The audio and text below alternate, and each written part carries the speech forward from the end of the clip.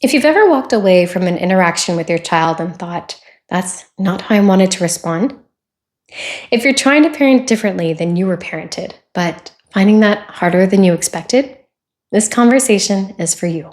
Because breaking patterns sounds beautiful until you're the one standing in the moment, trying not to react the way you were reacted to.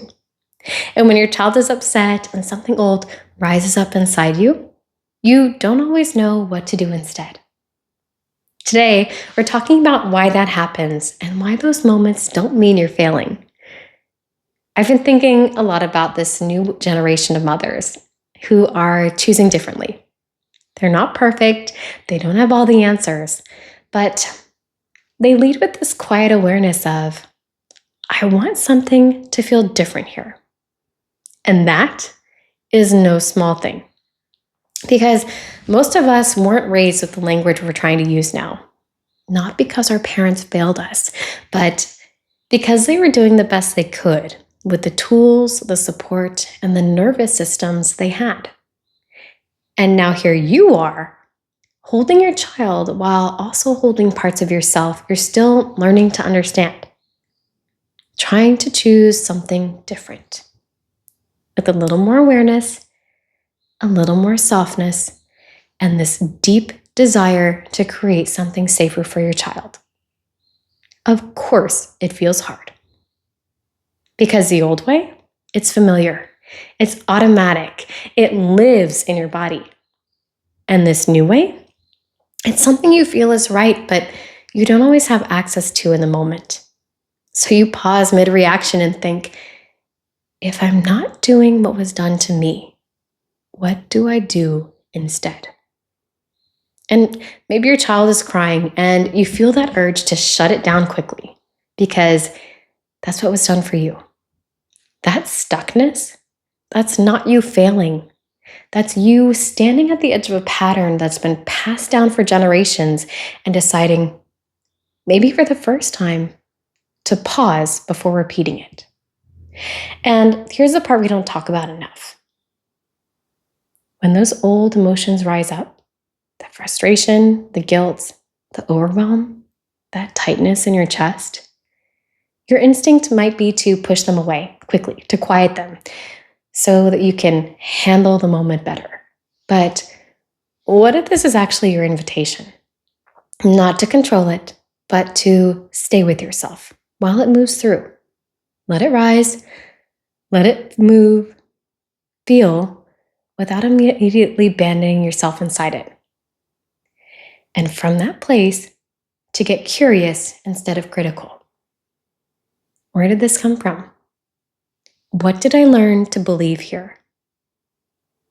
Do I still believe that's true? Because not every belief you're carrying was meant to stay. Some of them were survival. Some of them were learned in moments where you didn't have another choice. But now you do. And maybe the bravest part of this work isn't just realizing old patterns, but honoring them first. Thanking them even for helping you survive. For getting you here. For giving you awareness. For showing you what you now are ready to handle differently. And then gently choosing a new way. Not a perfect way, not polished, just a more present one. Because when you begin creating safety inside yourself, when your body feels a little more steady, a little more supported, through slowing down, through softening your breath, through allowing emotions to exist without judgment, the pattern is broken, and you get to be the parent that changed everything. You respond instead of react. You choose instead of repeat. And slowly, your language begins to change. Not because you memorize scripts, but because it's finally coming from a safer place. And the words begin to follow. I'm here. I'm sorry. We can figure this out together. Your feelings are safe with me. I'm still learning too. But those words are hard to find when your chest is tight. That's why we move. That's the language. And maybe that's what healing patterns really looks like. Not becoming perfectly calm all the time, but noticing the moment you could repeat something and choosing, even briefly, to stay present instead. And those moments matter more than you think. If this conversation stayed with you, there's a way to move through this realization through your body. Tomorrow morning, I'm releasing a companion movement practice designed specifically for this moment. It's called Stay With It, a gentle reset for hard moments. So make sure you're subscribed with notifications on so we can step onto the mat together as soon as it's ready.